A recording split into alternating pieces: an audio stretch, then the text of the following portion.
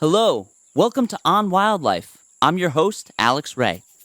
On this podcast, we bring the wild to you. We take you on a journey into the life of a different animal every week, and I guarantee you're going to come out of here knowing more about your favorite animal than you did before. We've got our Halloween episode this week, so get ready to have the creepy crawlies.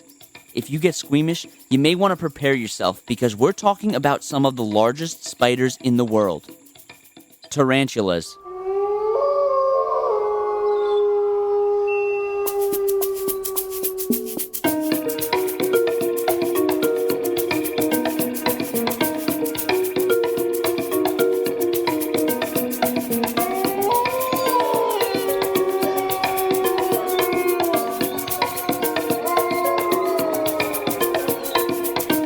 Tarantulas are a subspecies of spider, and spiders are known as arachnids. Tarantulas are characterized by the hair on their bodies, which I'm going to talk about later on in the podcast. And there are over 800 different species of tarantulas, and they're found almost anywhere in the world, but mostly in warmer climates. And these guys can get really big. The largest species of tarantula is called the Goliath bird eater, and I don't think they could have made that name sound scarier if they tried. Its leg span can get up to 11 inches long, and it can weigh around 170 grams. This means that their leg span is almost twice as long as the average Chipotle burrito. But because there are so many different species of tarantula, there's also a lot of diversity. For example, the smallest species of tarantula is called the spruce fir moss spider, and their body length only gets up to 0.15 inches. Some people put spiders and insects in the same category, but they're actually different, and they have a few key differences that we can look at. First of all, spiders' bodies are separated into two segments, the prosoma and the opisthosoma, while insects are separated into three segments, and they also have 8 legs instead of 6. Some of the closest relatives of spiders are scorpions, ticks, mites, and even horseshoe crabs. And it's also thought that spiders first appeared on Earth a little under 400 million years ago. This means that their ancestors were one of the first animals to ever walk on land. Tarantulas also have a relatively long lifespan. What's really interesting is that male tarantulas have a much shorter lifespan than female tarantulas. In the common brown tarantula, the male lives for around 12 years, while the female can live for over 30 years. All tarantulas are carnivorous. They eat insects, small rodents, reptiles, and some species, like the Goliath bird eater, occasionally eat small birds. But unlike a lot of other spiders, tarantulas don't catch their prey in webs. They're nocturnal predators, so they hunt at night, and a lot of tarantulas try to ambush their prey, so they stay motionless until they feel their prey coming, and then they pounce. And when they attack, they use their fangs to pierce through their victims. Their fangs release venom that, when it's inside their prey, starts to digest their insides, making it into a liquid that the tarantulas can eat. Also, just a side note, there's a difference between an organism that's venomous and one that's poisonous. A venomous organism bites you and inflicts harm, while a poisonous organism inflicts harm from you biting it or touching it. Even though their venom can do some serious damage to small animals, it actually can't cause any significant harm to humans. Some people say that a tarantula bite feels like a bee sting. Unless it's a Goliath bird eater, then it might be a little bit more painful. Also, another really interesting fact about tarantula bites, back in medieval times, it was thought that being bitten by a tarantula would cause you to dance uncontrollably and eventually die. They called this disease tarantism. But luckily, this is not true, and tarantulas cannot cause flash mobs. And it seems as though tarantulas might actually know how scary they are, because if they feel threatened, they'll raise their front legs in order to show off their huge fangs. So if you see this, you might want to stop poking it. So at this point, you might be thinking, tarantulas have 8 eyes, so they must have great eyesight to see their prey. Well, this is actually not the case. Tarantulas have pretty bad eyesight. They can really only distinguish between light and darkness. Their strongest sense is actually touch. They have these things called pedalaps that are connected to their head in order to sense vibrations, air disturbances, and terrain changes. Okay, so we're going to take our first little break, and when we get back, I'm going to talk about why tarantulas have hair.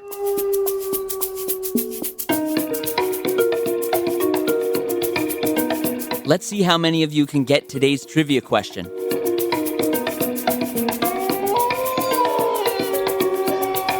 Which of these snakes is venomous? A, an anaconda, B, a coral snake, C, a corn snake, or D, a Burmese python?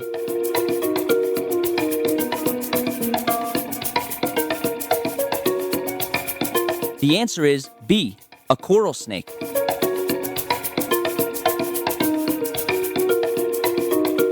Okay, so we're back. One of the things that makes a tarantula is the hair that they have all over their bodies. And this hair is actually a defense mechanism. These specific hairs are called urticating hairs, and they have barbs that make them stick into the skin. When a tarantula feels threatened, it will shoot the hairs out of its body by kicking its back legs. And these could cause rashes and eye irritation for humans and can even cause death for smaller animals that breathe in the hairs. And like all spiders, tarantulas don't have bones. They have an exoskeleton that gives them structure. The exoskeleton is mainly made up of a material called chitin. Also, tarantulas and other spiders don't have blood like people do. They instead have a substance called hemolymph, which transports oxygen throughout their body just like blood does for us. And they take in oxygen through things called book lungs, which are located on their abdomen. They're folded structures that have air pockets that allow oxygen to pass through. At this point, you probably want me to let you know where tarantulas live so that you can avoid them at all costs. Well, it depends on the species. Some tarantulas live in trees where they find shelter in the leaves or in holes made by other animals. A large amount of tarantulas dig burrows underground for shelter. These ground burrows are perfect for the tarantula because it's protection from many of its predators and is also not as hot as the surrounding area. They also tend to make a web that covers the entrance of the burrow. Scientists think that this could help keep the burrow cool by reflecting sunlight, or it could be an extra layer of protection from predators. Many tarantula mating rituals also involve their burrows, and tarantulas have a really unique way of finding mates. First, the male tarantula spins a web and puts sperm on it. After that, he puts them on his pedalaps, which we mentioned before. He then looks for a burrow of a female, and he taps on the webs in her burrow in order to make her come outside. He also releases pheromones in order to attract her. If she doesn't like the pheromones given off by the male, she'll either stay in her burrow or she'll aggressively chase him off. The male tarantula then does a little mating dance in order to seal the deal. The dance usually involves vibrating his body, which could give information about him to the female and whether or not he's suitable to mate with. If she likes what she sees, then she'll mate with him. And he'll usually want to leave soon after they mate because the female could possibly eat him afterwards if she's hungry. That sounds a lot more stressful than a Tinder date. Some species of tarantulas can also lay around 2,000 eggs at a time. So if you weren't already creeped out by tarantulas, you may be after this next part. They go through a process called molting, and this means that they shed off their skin and grow new skin back. The process could take multiple days, and it's really not an easy transition for them. Molting can also help them regenerate legs that they've lost previously. And I know I joked about this being creepy, but it's really just their way of growing. Okay, so we're going to take our last little break. And when we return, I'm going to start talking about some problems that tarantulas are facing right now. If you want more information about tarantulas, or you just want to suggest a new animal for me to talk about, you can email onwildlife.podcast@gmail.com. You can also visit our website at www.onwildlife.org.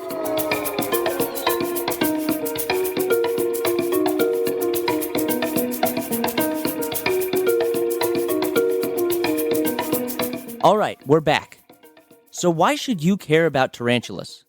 Well, they actually do a lot for the ecosystem. One of the most important ways that tarantulas help the ecosystem is by providing population control. They eat tons of insects and small rodents whose populations would increase significantly if not for the tarantula. They can also be the prey of other animals such as birds, reptiles, and even foxes. Aside from that, Their venom is actually being studied in labs to see if it can treat different diseases, such as muscular dystrophy and Parkinson's disease. There are around 5 different tarantula species that are endangered, and a lot more that are close to being endangered. One of the biggest reasons for concern is that tarantulas are in high demand in the exotic pet trade. Thousands, if not millions, of tarantulas are being taken from their habitat to be sold each year. Another large issue is deforestation. Some species of tarantulas live exclusively in trees, and around 7 billion trees are cut down every single year.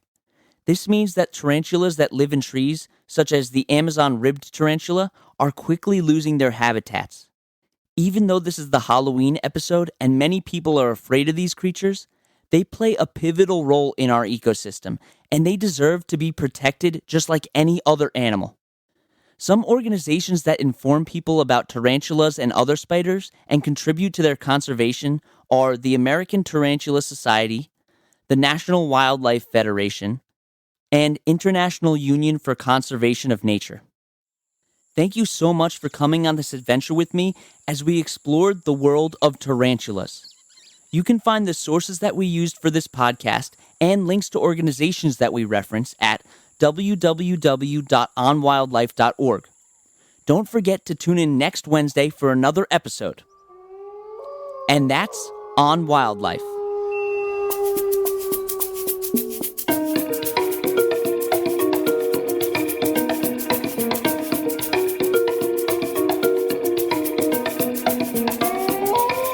You've been listening to On Wildlife with Alex Ray, brought to you every Wednesday.